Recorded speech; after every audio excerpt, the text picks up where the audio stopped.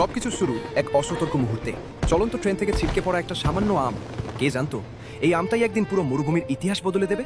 ফাটা মাটি, তপ্ত রোদ, কিন্তু মিরাকেল ঘটল। সেই অবহেলিত আটি ঘুরে জেগে উঠল এক নতুন প্রাণ।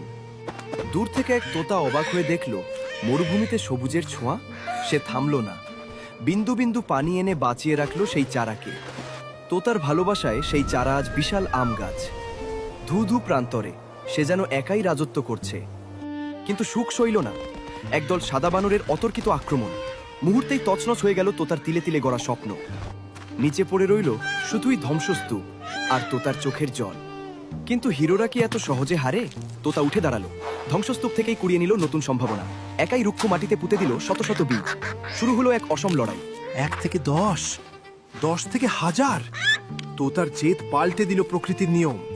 মরুভূমি আজ আম বনের রাজ্য। হাজারো পাখি আজ সেখানে মেতেছে উৎসবে। শুধু একা বসে সেই নায়ক, তার সৃষ্টি আজ সার্থক। কিন্তু আক্ষেপ একটাই, একটা আম মরুভূমি বদলাতে পারে, কিন্তু আপনাদের মন কি বদলাতে পারবে না? বন্ধুরা, এই তোতার হার না মানার লড়াইয়ের জন্য একটা লাইক আর ফলো কি হতে পারে?